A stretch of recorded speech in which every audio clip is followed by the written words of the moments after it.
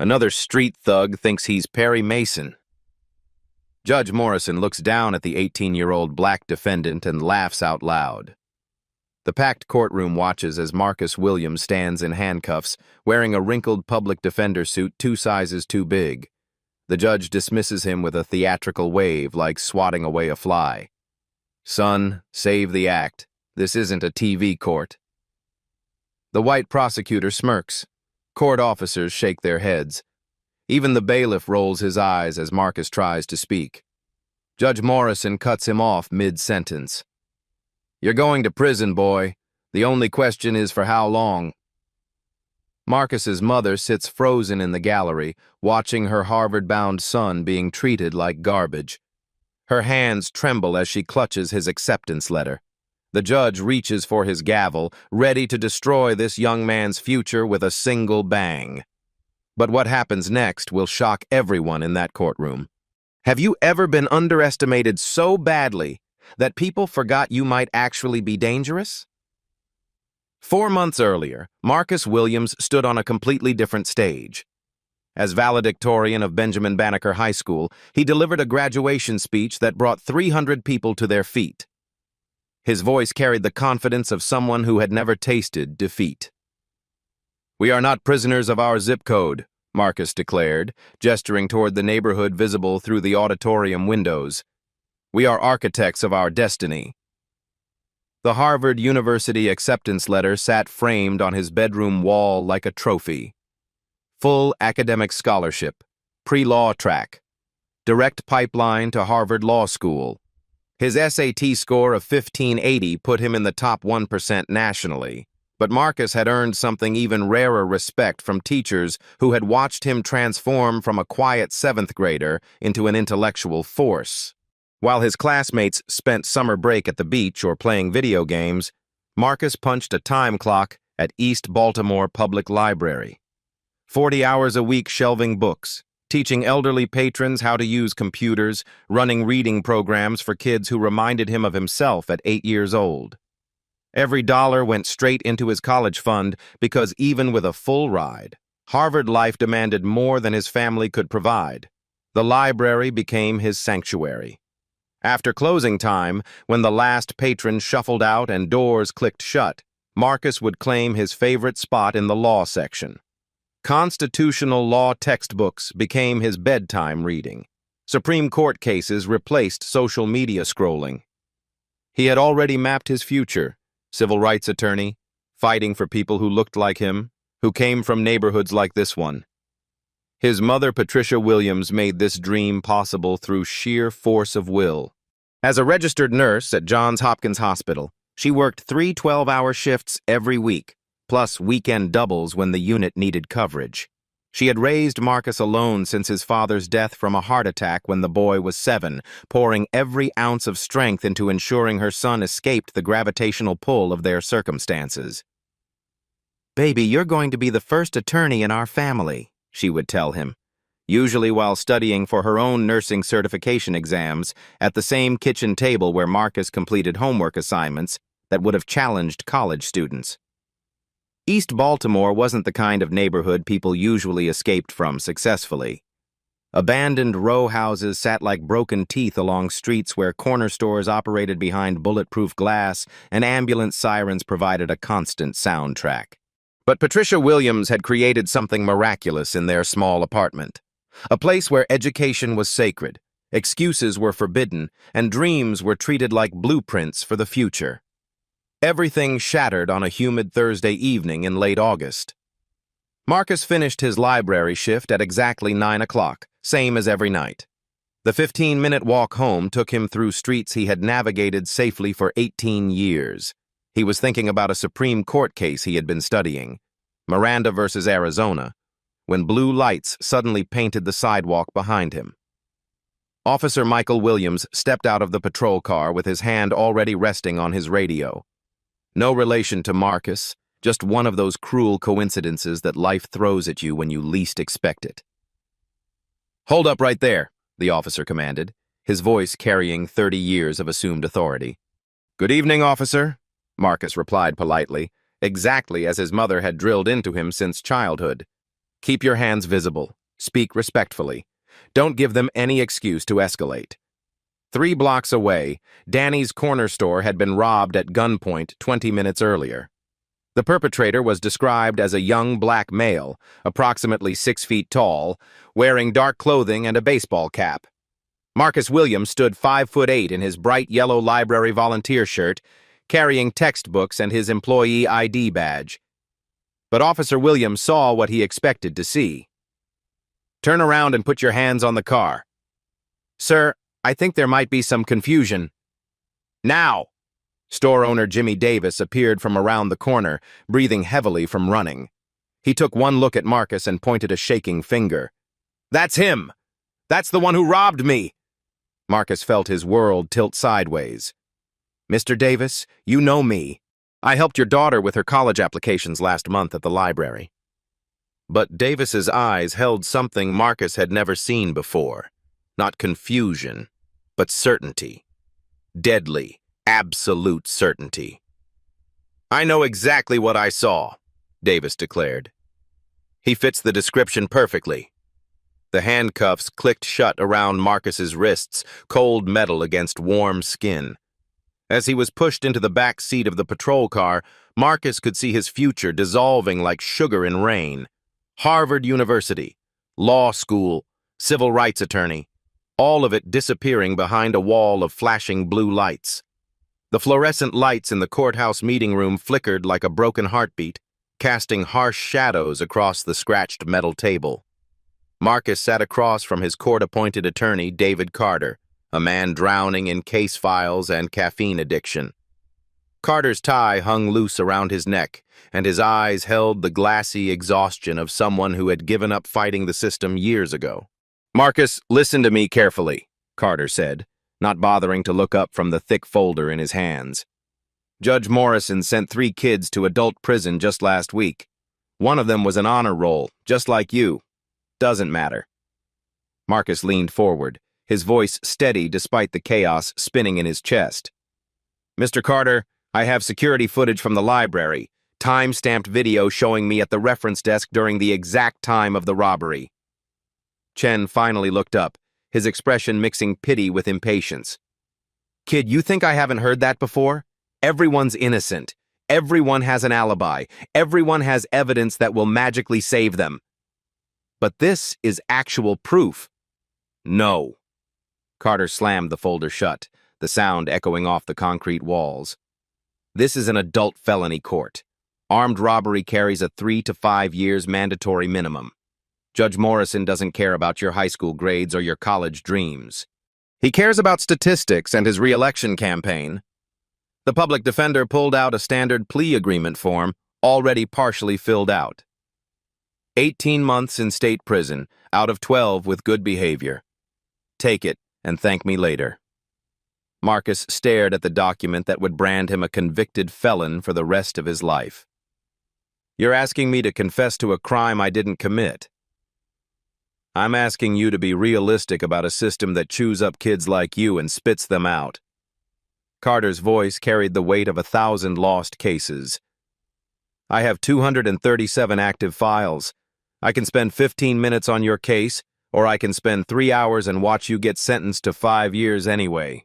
Your choice." Marcus felt something cold settle in his stomach. This wasn't justice. This was an assembly line processing human lives like factory widgets.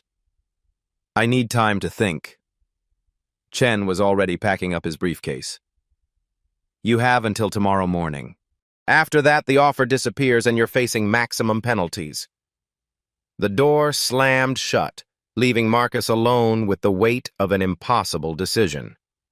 That evening, Marcus sat at his bedroom desk, staring at his laptop screen. The Harvard University admissions portal displayed a message that felt like a punch to the chest. "Due to pending felony charges, your admission to Harvard University has been withdrawn, effective immediately." 4 years of perfect grades, hundreds of hours of community service, SAT scores that had made guidance counselors weep with joy, all of it erased by a single email notification. His mother appeared in the doorway, her scrubs still wrinkled from a 12-hour shift saving lives at Johns Hopkins. She read the screen over his shoulder, and Marcus watched her face crumble in real time. "All those nights you studied while I worked doubles," Patricia whispered, her voice breaking. "All those mornings I left for work at 5 a.m. knowing you'd be at that kitchen table doing homework when I got home." She sat on his bed, suddenly looking older than her 42 years. "Baby, I already took out a second mortgage on the house, used your college fund to hire a better lawyer, but they want $15,000 we don't have." Marcus turned to face his mother, seeing the exhaustion etched in every line of her face. "Mama, what if I told you I could represent myself?" "Marcus, this isn't a debate club. This is the adult prison we're talking about." "I know." He gestured toward the law books scattered across his desk. "But what if the lawyer they give us doesn't believe in my innocence? What if the only person willing to fight for Marcus Williams is Marcus Williams?" Patricia Williams had raised her son to believe in education, hard work, and the fundamental fairness of American institutions. But sitting in her son's bedroom, watching 18 years of dreams dissolve, she felt that faith wavering for the first time. "The hospital administration called me into a meeting today," she said quietly. "They're concerned about negative publicity. A nurse whose son is facing felony charges doesn't reflect well on the institution's values." The words hit Marcus like physical blows. His case wasn't just destroying his own future, it was dismantling everything his mother had built. Down the hall, their neighbor Mrs. Washington turned up her television volume every time Patricia walked past. The whispers started immediately. "I always knew that boy was trouble. College education doesn't change what's in the blood." Patricia Williams put on airs, but look how her son turned out. The family's reputation, built over 18 years of perfect report cards and community involvement, crumbled in 72 hours. That night, Marcus sat alone in the public library after closing time. His supervisor had given him a key months ago, trusting him to lock up after studying sessions. Now, surrounded by legal databases and constitutional law textbooks, he began researching something he had never imagined needing: the right of criminal defendants to represent themselves. The Sixth Amendment to the Constitution guaranteed every defendant the right to counsel. But buried in Supreme Court precedent, Marcus discovered something else: the absolute right to reject that counsel and speak for yourself. Ferretta versus California, 1975. The Supreme Court ruled that defendants had a constitutional right to self-representation, even against the advice of judges and lawyers. Marcus pulled up the case file details on his laptop.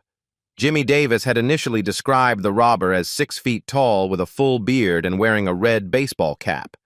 Marcus stood 5'8", couldn't grow facial hair to save his life, and had never owned a red cap in his life. But Officer Williams's police report described the suspect differently. Approximately 5'8", clean-shaven, wearing dark clothing. The description had mysteriously transformed to match Marcus perfectly. He cross-referenced the police report timestamp with the library's security system. The robbery occurred at 9:47 p.m., according to Davis. But Marcus had been checking out books to patrons until 9:52 p.m., with electronic records to prove it. Someone had changed the timeline to make the accusation stick. Marcus leaned back in his chair, staring at the evidence scattered across the table. For the first time since his arrest, he felt something other than despair rising in his chest. If the system wouldn't fight for Marcus Williams, then Marcus Williams would have to fight for himself. He pulled out his phone and called his public defender. "Mr. Carter, this is Marcus Williams. I've made my decision about the plea agreement." "Smart kid. I'll file the paperwork first thing in the morning." "No, sir. You misunderstand. I'm rejecting the plea deal. And I'm firing you." The silence on the other end stretched for 10 seconds before Carter's voice returned, sharp with disbelief. "Kid, you're making the biggest mistake of your life." Marcus looked at his Harvard acceptance letter, now just an expensive piece of paper. Maybe. but it'll be my mistake to make. The courthouse conference room felt like a tomb at 8 in the morning. Marcus sat across from David Carter. The plea agreement spread between them like a poisonous offering. The document required his signature in 3 places, each one a nail in the coffin of his future. "Last chance, Marcus," Carter said, tapping his pen against the table. "Sign this, do 18 months, and you'll be out before your 21st birthday. Young enough to rebuild." Marcus stared at the paper that would legally declare him a violent criminal. The words blurred together. "The defendant hereby admits to the charge of armed robbery in the 2nd degree and waives all rights to appeal." I can't sign something that says I'm a criminal when I'm not. His voice was quiet but steady. Every time someone runs a background check for the rest of my life, they'll see convicted felon. Every job application, every apartment rental, every chance at a future. Chen leaned back in his chair, studying Marcus like he was examining a particularly stubborn stain. "Kid, you think you're the first smart teenager to walk through these doors? You think good grades make you special? Judge Morrison has sent honor students to prison before. He'll do it again." Marcus reached into his backpack and pulled out a manila folder thick with documents. "Mr. Carter, what if I told you I found evidence that proves my innocence?" "Then I'd tell you that innocent people go to prison every day because they thought evidence mattered more than politics." Carter's voice carried the weight of 1,000 lost cases. "This isn't about the truth. This is about statistics and conviction rates and keeping the community happy. But what if—" "No buts." Carter stood up, his patience finally exhausted. "I'm filing this plea agreement with or without your signature. Judge Morrison expects it on his desk in 1 hour." Marcus watched his court-appointed attorney pack up his briefcase with mechanical efficiency. This man was supposed to fight for him, to believe in him, to be his voice in a system that had already decided his guilt. "Mr. Carter, I'm exercising my constitutional right to represent myself." The lawyer froze mid-motion, his hand suspended over his briefcase. "What did you just say?" "Ferretta versus California, 1975. The Supreme Court ruled that criminal defendants have an absolute right to self-representation, even against judicial advice." Marcus's voice grew stronger with each word. "I'm invoking that right and formally dismissing you as my counsel." For the first time in their brief relationship, David Carter looked at Marcus Williams like he was seeing him clearly. "You have no idea what you're doing. This isn't a high school debate tournament. This is an adult felony court where real prosecutors destroy real lives for a living." "Then I guess I better learn fast." Chen shook his head slowly, like a man watching someone jump off a cliff. "Your funeral, kid. Literally." The door slammed behind him, leaving Marcus alone with the most important decision of his life. That night, Marcus transformed his bedroom into a makeshift law office. Constitutional law textbooks formed skyscrapers on his desk. Legal pads covered with handwritten notes papered the walls like battle plans. His laptop displayed multiple browser tabs, criminal procedure rules, evidence admissibility standards, cross-examination techniques, courtroom protocols. He had 72 hours to learn what lawyers spent 3 years studying. The East Baltimore Public Library became his second home, his sanctuary, his legal education in real time. After his regular shift ended, Marcus would claim a corner table in the law section and disappear into a world of case precedents and procedural requirements. He studied the way other people binged television shows obsessively, desperately, like his life depended on understanding every detail. Because it did. Marcus learned that criminal trials were theater performances with specific rules. Opening statements told the jury a story. Cross-examinations exposed lies and inconsistencies. Closing arguments tied evidence together into a narrative that demanded justice. But most importantly, he learned that the burden of proof rested entirely on the prosecution. They had to prove his guilt beyond a reasonable doubt. All he had to do was create doubt. And Marcus was discovering that doubt lived in the details. The police report claimed Officer Williams arrived at the scene within minutes of the 911 call, but dispatch logs showed a 45-minute gap between the emergency call and the officer's arrival. What had taken so long? The store owner's initial description didn't match Marcus at all. But somehow, the official police report perfectly described Marcus's height, build, and clothing. How had that transformation occurred? Most intriguingly, security footage from the library showed Marcus helping patrons until 9:52 p.m. The robbery allegedly occurred at 9:47 p.m.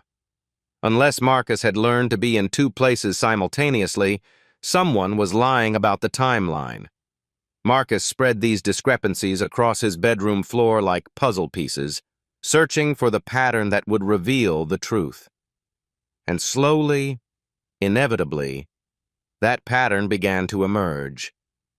3 days before his trial, Marcus sat at the kitchen table with his mother, reviewing his opening statement for the 10th time. Patricia Williams watched her son practice legal arguments with the same intensity he had once devoted to calculus homework. "Marcus, baby, are you sure about this?" Her voice carried a mother's fear wrapped in unconditional support. "It's not too late to call Mr. Carter back." Marcus looked up from his notes, his eyes clear and determined. "Mama, what did you teach me about standing up for myself? Stand up straight. Look them in the eye. Tell the truth." "That's exactly what I'm going to do." Patricia Williams had spent 18 years raising a son who refused to accept limitations imposed by others. She had watched him excel in advanced placement classes, earn perfect attendance awards, and win academic competitions against students from wealthier districts. Now she was about to watch him bet everything on his own intelligence and preparation. "Win or lose, I'm proud of the man you've become," she said, her voice thick with emotion. That evening, Marcus received a final call from the prosecutor's office. District Attorney Richardson himself was on the line, his voice smooth with practiced authority. "Mr. Williams, I'm prepared to make you a very generous offer. Plead guilty to simple theft, a misdemeanor, and walk away with time served plus community service. No prison, no felony record." Marcus felt the temptation like a physical weight. One word, yes. And this nightmare would end. He could reapply to colleges, rebuild his reputation, pretend none of this had ever happened. But pretending meant accepting that the system had treated him fairly. It meant agreeing that Jimmy Davis and Officer Williams had made an honest mistake. It meant abandoning every principle his mother had taught him about truth, justice, and standing up for what was right. "Mr. Richardson, I appreciate the offer, but I'll see you in court tomorrow morning." The prosecutor's laugh held no humor. "Son, I've been destroying defendants for 20 years. Don't make this harder than it has to be." Marcus looked at his Harvard acceptance letter, now framed on his desk next to his legal research. Two futures, one built on compromise, the other demanding courage. "Sir, I'm not trying to make it hard. I'm trying to make it right." Marcus sat on his bedroom floor at 2 in the morning, surrounded by documents that had become his obsession. Police reports, witness statements, store receipts, and library records formed a paper maze around him. His eyes burned from hours of cross-referencing timelines, but something kept nagging at him, a detail that didn't fit the narrative everyone wanted him to accept. He pulled up Officer Williams's incident report on his laptop and compared it side by side with Jimmy Davis's original 911 call transcript. The differences made his stomach clench with recognition. Davis had told the 911 operator, "Young black male, about 6 feet tall, heavy build, full beard, wearing a red baseball cap and dark jacket." But Officer Williams's official report described the suspect as approximately 5'8", thin build, clean-shaven, wearing dark clothing and no hat. Marcus stared at the screen, reading both descriptions over and over. The suspect had somehow shrunk 8 inches, lost 40 pounds, shaved his beard, and thrown away his red cap between the 911 call and the police report. Or the description had been changed to match the person they arrested. Marcus grabbed a yellow highlighter and began marking every discrepancy between Davis's initial account and the official police version. The differences weren't subtle mistakes. They were complete contradictions. Height, 6 feet versus 5'8". Build, heavy versus thin. Facial hair, full beard versus clean shaven. Headwear, red baseball cap versus no hat. But that wasn't the most damning discovery. Marcus pulled up the courthouse's online database and began searching for other cases involving Officer Williams and Jimmy Davis. What he found made his hands shake with excitement and rage.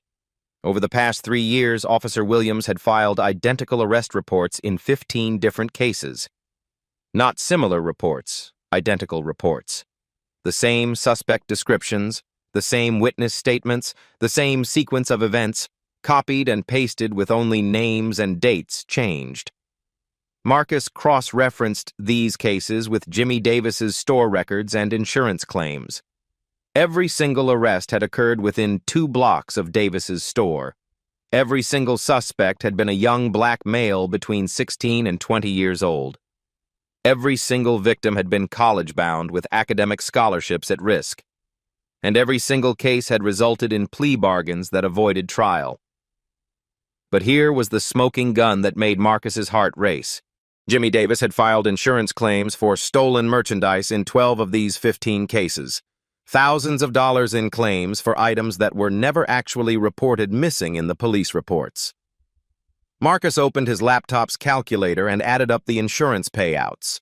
$47,000 over 3 years. Nearly $16,000 per year in fraudulent claims, all backed by police reports that appeared legitimate. This wasn't a case of mistaken identity. This was organized fraud. Marcus reached for his phone and dialed a number he had memorized but never expected to use. The call went straight to voicemail, as he knew it would at this hour. "This is Marcus Williams. I know it's late, but I found something. Something big. The police reports are fabricated. The insurance claims are fraudulent. This isn't about one robbery. It's about systematic targeting of young black men for financial gain. Call me back when you get this." He hung up and stared at the evidence spread across his bedroom floor. For 3 weeks, Marcus had believed he was fighting to prove his innocence in a single crime. Now he realized he was uncovering a conspiracy that had destroyed multiple lives over multiple years. The store owner and the police officer weren't just corrupt, they were predators who had turned the criminal justice system into their personal ATM machine. They targeted young black men with bright futures because those defendants were most likely to accept plea deals to protect their college opportunities. Marcus had been their latest victim, but he was also their first mistake. Because unlike the others, Marcus Williams wasn't going to quietly disappear into the system. He was going to expose the whole operation in open court. The morning air buzzed with electricity as Marcus walked up the courthouse steps, his father's old leather briefcase in one hand and a rolling cart of evidence files in the other. Word had spread through East Baltimore overnight. The valedictorian was representing himself in adult felony court. Local news vans lined the street, their satellite dishes reaching toward a sky that promised either vindication or destruction. Marcus wore his father's only suit, altered by his mother's careful hands to fit his smaller frame. The navy blue fabric carried the weight of memory and expectation, transforming an 18-year-old into something more formidable. Inside the courtroom, Judge Morrison looked up from his morning coffee with barely concealed amusement. "Mr. Williams, I trust you've reconsidered this foolish decision to represent yourself?" "Your Honor, I have not." Marcus's voice carried across the packed courtroom with surprising authority. "I'm fully prepared to proceed with my defense." The judge's eyebrows rose as he took in Marcus's professional appearance and organized materials. This wasn't the typical pro-se disaster he was accustomed to managing. "Very well. But I warn you, this court will not provide special accommodations for your inexperience." "I wouldn't expect any, Your Honor." District Attorney Richardson sat at the prosecution table, his confidence evident in every gesture. He had destroyed hundreds of defendants over 20 years, including several who had attempted self-representation. To him, Marcus Williams was just another amateur about to learn why people hired lawyers.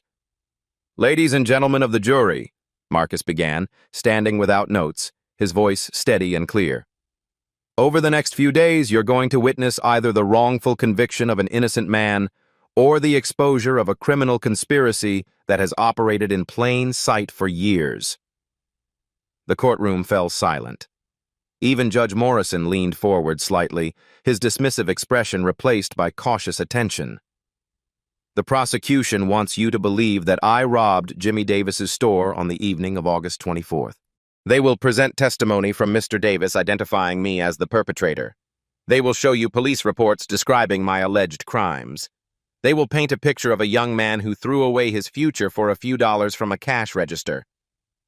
Marcus paused, making eye contact with each juror. "But what they won't tell you is that I was 3 blocks away at the East Baltimore Public Library when this robbery occurred. They won't mention that the suspect description changed dramatically between the initial 911 call and the official police report. And they certainly won't explain why Mr. Davis has filed identical insurance claims in 12 similar cases over the past 3 years. Prosecutor Richardson shot to his feet. "Objection. The defendant is making arguments not in evidence." "Sustained," Judge Morrison ruled, but his tone lacked its earlier certainty. "Mr. Williams, save your arguments for closing. Stick to facts during opening statements." "Of course, Your Honor." Marcus's smile was respectful, but confident. "The facts will show that this case is not about robbery. It's about corruption, fraud, and the systematic targeting of young black men whose only crime was having a bright future." The jury was riveted. 3 women in the front row leaned forward, notebooks in hand. An elderly man in the back nodded slowly, his expression thoughtful rather than skeptical. Marcus returned to his table and called his first witness. "Your Honor, the defense calls Jimmy Davis to the stand." Richardson looked startled. Defense attorneys rarely called prosecution witnesses during their own case, but Marcus was following a strategy most lawyers would consider suicidal. Davis walked to the witness stand with the swagger of a man accustomed to being believed. He had testified in similar cases before, always with the same result: conviction, plea bargain, or dismissal in the defendant's favor when they accepted responsibility.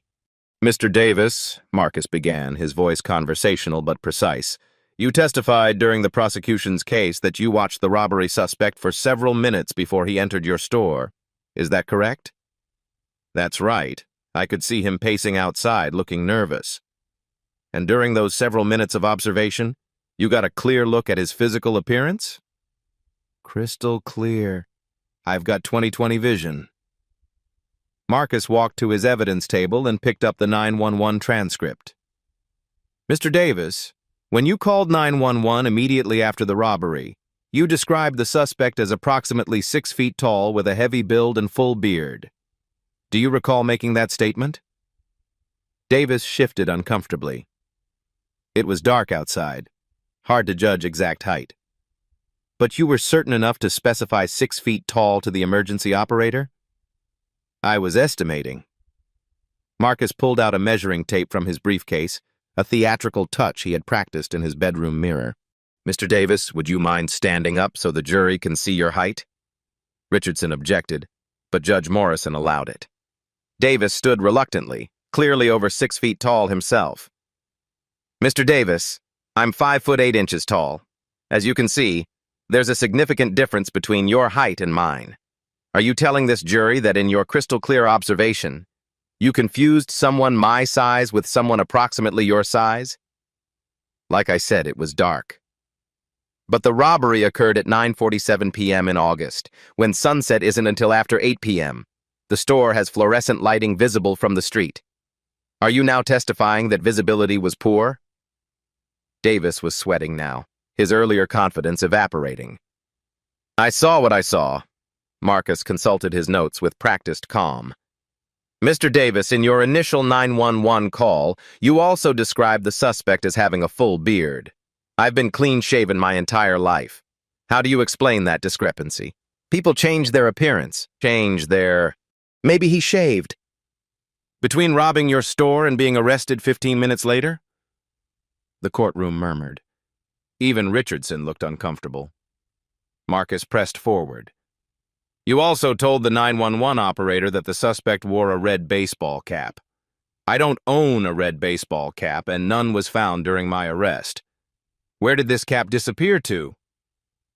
I don't know. Maybe he threw it away. Along with his beard? Judge Morrison gavelled for quiet as laughter rippled through the gallery. Marcus returned to his table, satisfied with the groundwork he had laid.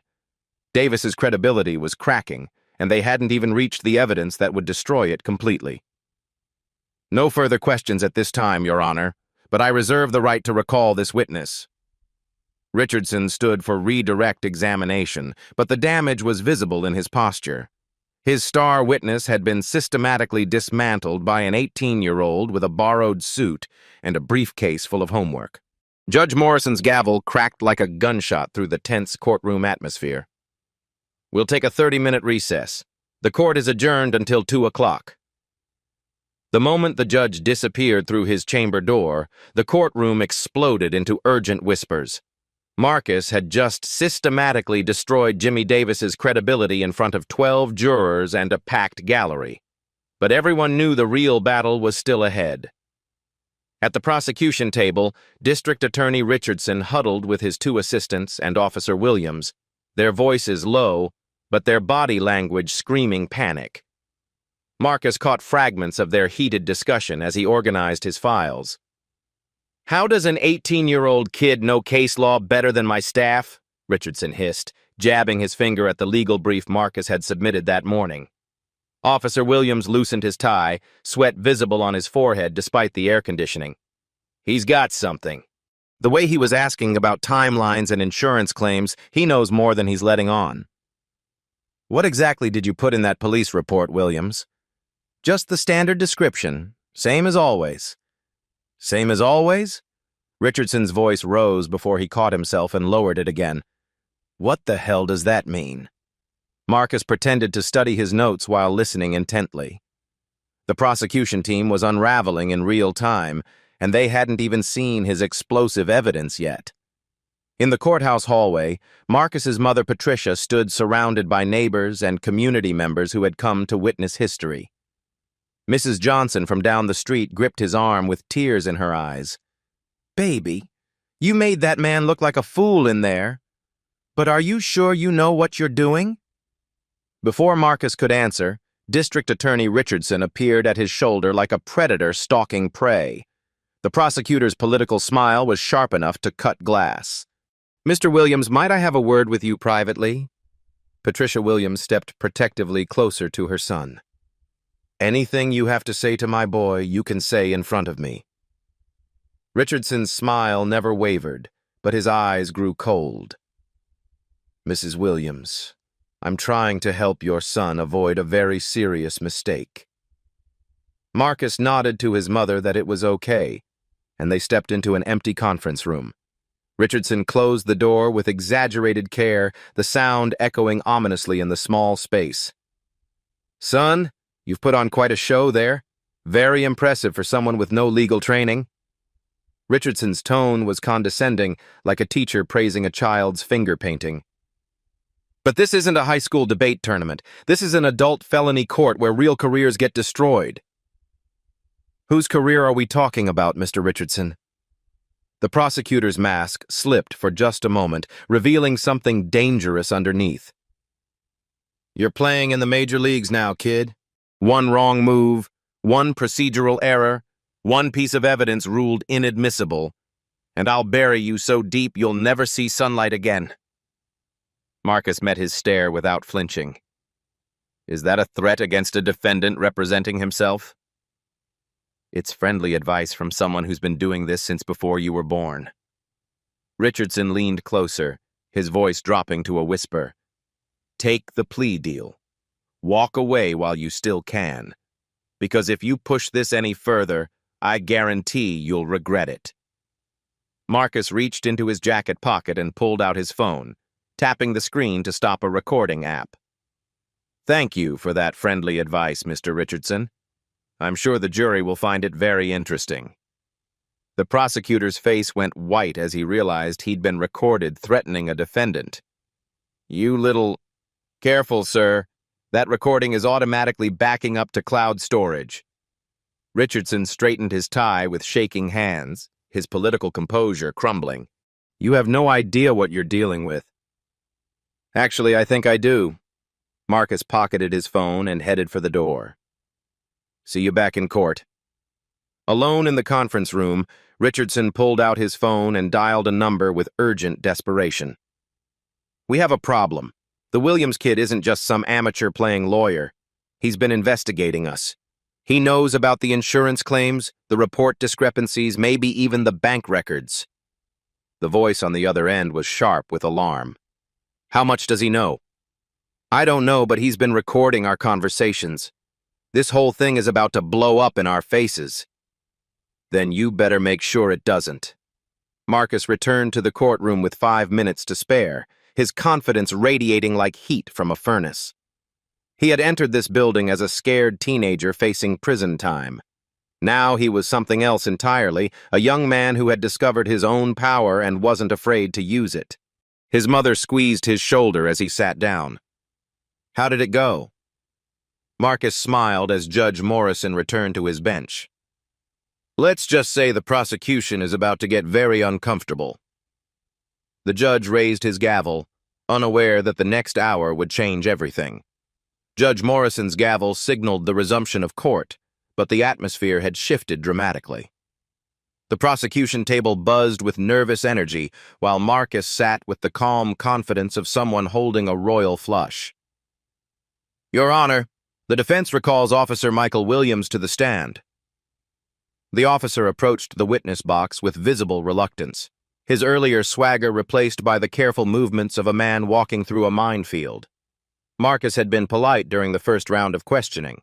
Now the gloves were coming off. "Officer Williams, you testified that you arrived at the crime scene within minutes of the 911 call. Is that accurate?" "That's correct." Marcus walked to his evidence table and retrieved a thick folder. "I'd like to enter into evidence the official dispatch logs from the Baltimore Police Department for August 24th. Richardson shot up. "Objection! Foundation hasn't been established for these documents."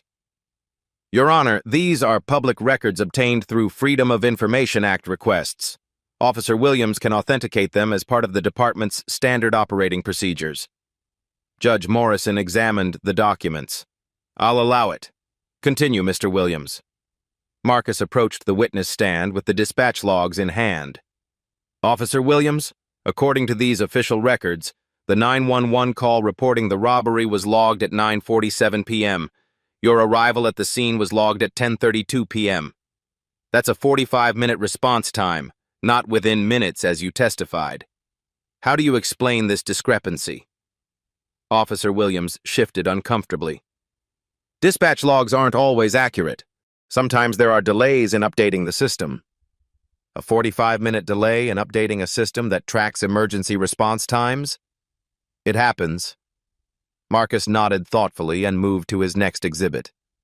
"Officer Williams, I'd like you to look at your official incident report from that evening. You described the suspect as approximately 5'8", thin build, clean-shaven. Do you see that description?" "Yes." "Now I'd like you to listen to the 911 call that initiated your response." Marcus pressed play on a digital recorder, and Jimmy Davis's voice filled the courtroom.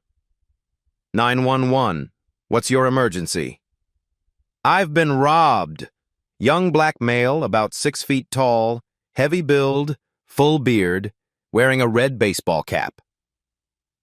The courtroom fell dead silent as the recording played. The jury looked from the transcript to Officer Williams, whose face had gone ashen. "Officer Williams, can you explain how a suspect described as 6 feet tall, heavy build, and bearded transformed into someone 5'8", thin, and clean-shaven between the 911 call and your report?" Witness descriptions are often inaccurate under stress. But you didn't interview the witness to clarify these massive discrepancies, did you? I followed standard procedure. Marcus returned to his evidence table and picked up a manila folder that made Officer Williams visibly tense. Officer Williams, over the past 3 years, how many arrests have you made in connection with crimes reported by Jimmy Davis? Richardson stood quickly. Objection? Relevance? Your Honor, this goes to the pattern of conduct and credibility of the witness. I'll allow it, but make your point quickly, Mr. Williams. Marcus opened the folder with theatrical precision. 15 arrests, Officer Williams. 15 young black males, all between ages 16 and 20, all within 2 blocks of Mr. Davis's store. Is that correct? I patrol that area regularly. It's a high-crime neighborhood. And in how many of these 15 cases did you use identical language in your police reports? Officer Williams's jaw tightened. I don't understand the question. Marcus pulled out photocopies of multiple police reports and handed them to the jury. Ladies and gentlemen, you'll notice that the suspect descriptions, witness statements, and sequence of events are virtually identical across 12 different cases spanning 3 years. Copy and paste police work. The jury members compared the reports, their expressions shifting from curiosity to alarm as they recognized the pattern. Officer Williams, did you actually investigate these crimes, or did you simply fill out template reports with different names and dates? I resent the implication. Then explain how 12 different suspects in 12 different robberies all happened to pace outside the store nervously, all approached from the east side of the street, all wore dark clothing, and all fled in the same direction. Officer Williams was sweating now, his uniform collar damp with perspiration. Criminals tend to follow patterns. Marcus moved in for the killing blow. Officer Williams, are you aware that Mr. Davis has filed insurance claims totaling $47,000 for merchandise allegedly stolen in these 15 cases? I don't handle insurance matters.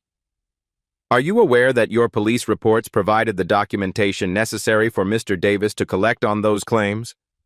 That's not my responsibility. Marcus walked to his briefcase and pulled out a final set of documents that made Officer Williams grip the witness stand arms. Officer Williams, I'd like to enter into evidence bank records showing monthly payments of $500 from Jimmy Davis to your personal checking account over the past 3 years. Payments labeled as security consulting. Can you tell the jury what security consulting services you provided for $18,000? The courtroom erupted. Judge Morrison banged his gavel repeatedly as reporters scribbled frantically and spectators gasped in shock. Richardson was on his feet, objecting desperately, but the damage was done. Officer Williams sat frozen, his mouth opening and closing like a fish out of water. I can't. Those payments were legitimate. For what services, Officer Williams? I provided security advice. What advice, specifically? The silence stretched for 30 seconds before Officer Williams finally spoke, his voice barely audible. I want to speak to my attorney. The courtroom buzzed with electric tension as Judge Morrison called for order, his gavel echoing like thunder through the packed chamber. Officer Williams sat slumped in the witness chair, his 20-year career dissolving in real time. At the prosecution table, District Attorney Richardson frantically shuffled papers, searching for salvation that didn't exist. Marcus stood at the defense table, no longer the scared teenager who had entered this courtroom days earlier. He had transformed into something the justice system rarely witnessed, a young man who had refused to accept the role others had written for him. Your Honor, Marcus began, his voice carrying the authority of someone who had earned the right to speak. I move for immediate dismissal of all charges based on prosecutorial misconduct and fabricated evidence. Judge Morrison removed his glasses and cleaned them slowly, a gesture that had become his thinking ritual over 35 years on the bench. When he looked up, his expression held something none of the observers had seen before, genuine respect for the defendant standing before him. Mr. Williams, in 3.5 decades of presiding over criminal cases, I have witnessed many attorneys present their arguments, Some competent, some excellent, a few truly exceptional. He paused, letting his words settle over the silent courtroom. What you have accomplished over the past 4 days represents legal advocacy of the highest caliber. The judge stood, a formal gesture reserved for the most serious moments. You have not only proven your innocence beyond any doubt, but you have exposed a systematic corruption that has operated under this court's jurisdiction for years. You have conducted yourself with the skill, preparation, and ethical standards that would be admired in any member of the bar. Marcus felt his mother's hand squeeze his shoulder from the gallery behind him, her pride radiating like warmth against his back. All charges against Marcus Williams are hereby dismissed with prejudice. The record will reflect that this dismissal is based on prosecutorial misconduct, fabricated evidence, and a complete absence of credible testimony supporting the allegations. The courtroom erupted in applause, but Judge Morrison wasn't finished. Furthermore, I am ordering an immediate investigation into the conduct of Officer Michael Williams and the business practices of Jimmy Davis. Based on the evidence presented, I have probable cause to believe that multiple felonies have been committed under the guise of law enforcement. At that moment, courthouse security officers approached the prosecution table with handcuffs gleaming under the fluorescent lights. District Attorney Richardson looked up in shock as his world collapsed around him. Michael Williams, you are under arrest for conspiracy to commit fraud, filing false police reports, and violation of civil rights under color of authority. Officer Williams stood on unsteady legs, his hands shaking as the cuffs clicked shut around his wrists. The same sound Marcus had heard during his own arrest, but now the roles had reversed completely. Jimmy Davis, you are under arrest for insurance fraud, conspiracy, and filing false reports. Davis emerged from the gallery where he had been watching his carefully constructed scheme unravel. His face was pale with the realization that his victims had found their voice, and that voice belonged to an 18-year-old who had refused to be silenced. As the two men were led away in handcuffs, Marcus turned to address the packed courtroom. Media cameras captured every word as he spoke with the composure of someone far older than his years. This victory doesn't belong to me alone. It belongs to everyone who refuses to accept injustice as inevitable. It belongs to every person who has been underestimated, dismissed, or told they don't belong in places of power. His voice grew stronger, carrying to the back of the room where community members stood with tears in their eyes. For 3 years, Officer Williams and Jimmy Davis targeted young black men because they believed we would accept their version of who we were supposed to be. They counted on our fear, our inexperience, our willingness to disappear quietly into a system that had already judged us guilty. Marcus looked directly into the news cameras, knowing his words would reach far beyond this courtroom. But they made one critical mistake. They underestimated the power of preparation, the strength of truth, and the determination of someone who refuses to let others define his destiny. The applause was deafening now, echoing off the marble walls like thunder. Judge Morrison made no effort to quiet the celebration. This was a moment that demanded recognition. As Marcus gathered his files and prepared to leave the courthouse a free man, his phone buzzed with a text message that made him smile. Harvard University Office of Admissions. Mr. Williams, we need to discuss your immediate reinstatement and a full scholarship to our pre-law program. Congratulations on your remarkable legal victory.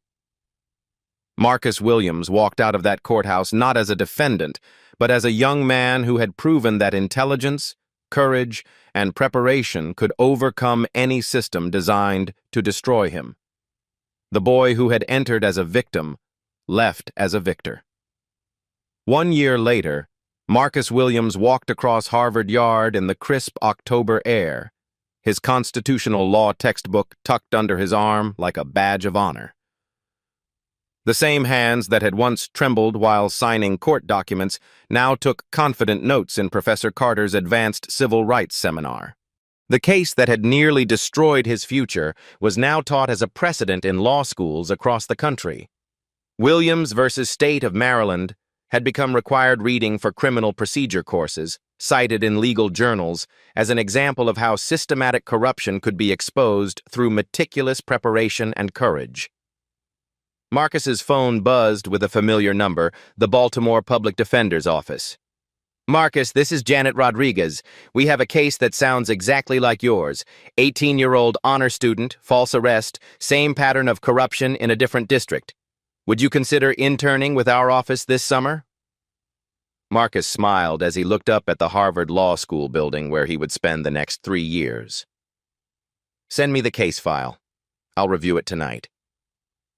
The scared teenager who had once faced 5 years in prison was gone, replaced by a young man who understood his purpose with crystal clarity.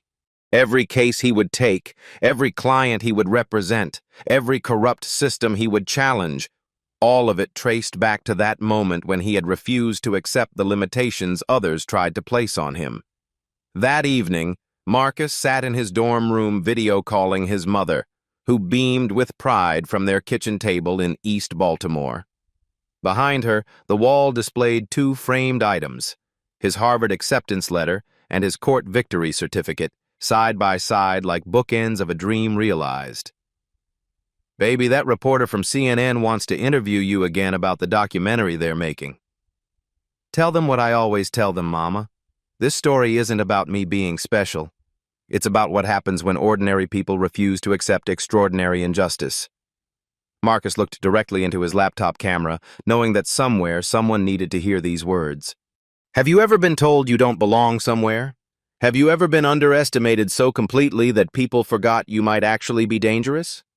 Here's what I learned. Your circumstances don't write your story. Your response does. He leaned forward, his voice carrying the conviction of someone who had lived these truths. When the world tries to make you smaller, study harder. When they dismiss your voice, speak louder. When they underestimate your intelligence, prove them catastrophically wrong. Marcus smiled, thinking of all the young people who would watch this story and see possibility instead of limitation. If this story inspired you, share it with someone who needs to remember their own power. Because the world needs more people who refuse to accept the roles others try to force them to play. He paused, his final words carrying the weight of hard-won wisdom. Your potential isn't limited by their prejudices. Your destiny isn't determined by their expectations. And your future isn't defined by their definition of who you're supposed to be. The camera faded on Marcus Williams, no longer a defendant, but a young man who had turned his greatest challenge into his greatest victory.